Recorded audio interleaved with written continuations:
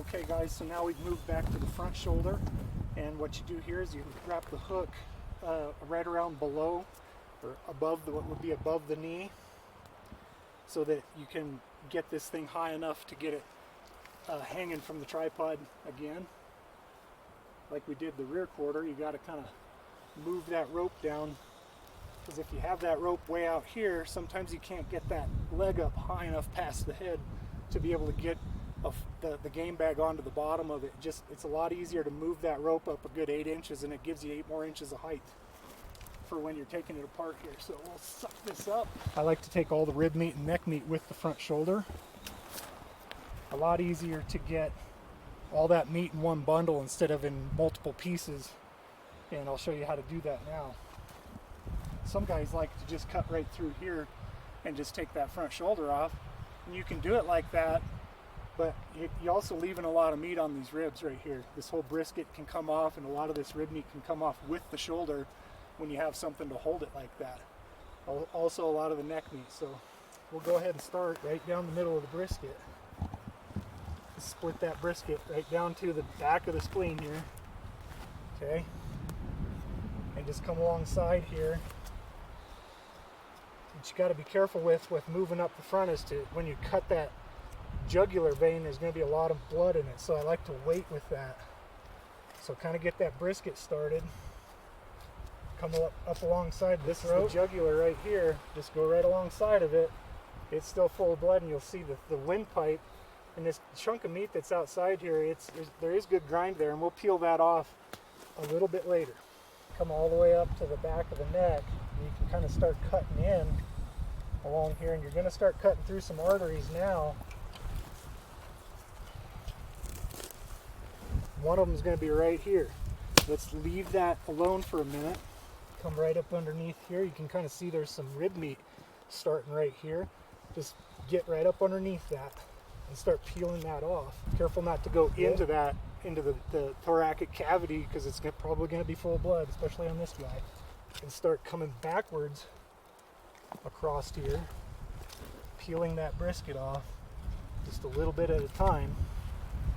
Now we're going to go ahead and cut through this chunk right here that has see the artery I just cut, nicked right there? It's going to really bleed out a little bit, and that's fine. It'll just run right out here. This is why I like to get the legs downhill. So if you do pop into something here, all the blood's going to go here and not be hung up in there. If this animal were backwards, it'd be very difficult dealing with a lot of blood.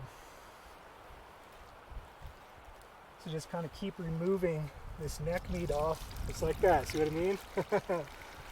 You just have to be careful of that.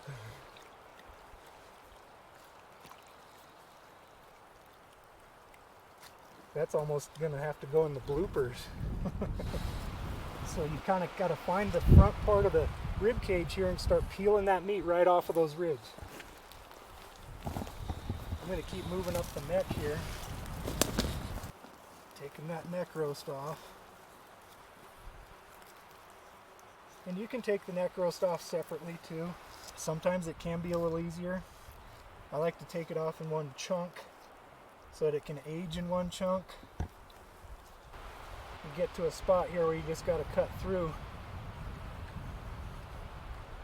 and you can peel some of that other meat off a little bit later too if you want to pull more. So see what I'm doing here is I'm creating a separation here.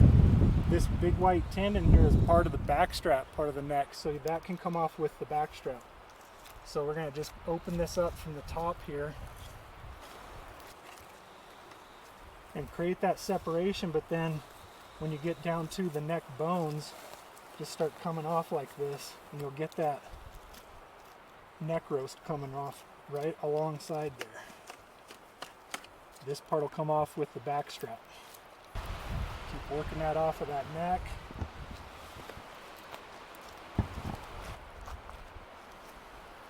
Now we kind of stop right there, and I'm going to take a little bit more off here, lifting up like this. We'll lay that back down for now. Kind of get that center of gravity going again, right like that. Now we're pulled up a little higher, and you can see what I mean. Come in here. I've started to peel off these ribs. Now you can really see it with the tripod holding that leg up. Now if somebody else is here, they could hold that leg too, but when you're by yourself, forget about it.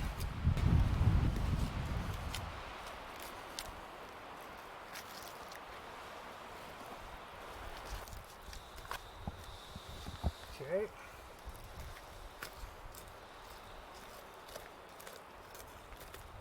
Now we're up to that back strap again. Down a little bit and pull up a little and let it lock. See how I did that? Now we've opened it up a little more, and you can come in here and really get good at getting that meat peeled off of those ribs. And the back part of this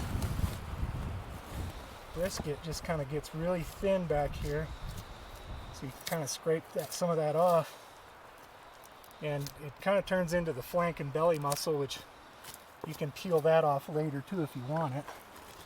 And see how I'm doing that is coming back down on this rib meat. It's coming right back down, and it comes right off of those ribs just nice.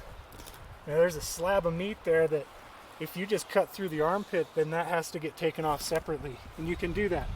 But this part here, it works really well to kind of keep with the front shoulder, and it's all one big package.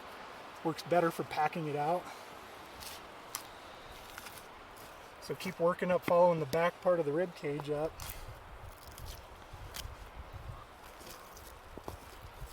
This is what you want to get to, and now we're getting down to the back strap part.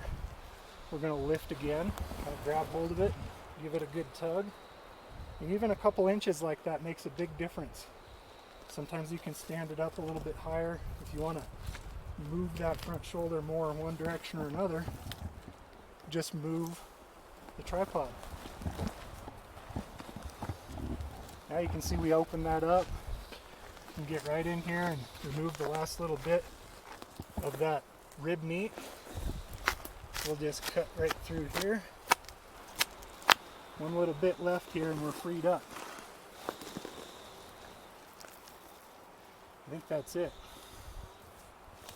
So now I'm going to do a final lift. I'll show you one trick that if you're in a position where you're on a steep hillside and you just cannot get enough arm pressure to get that lifted up, come in here in this big tendon right here.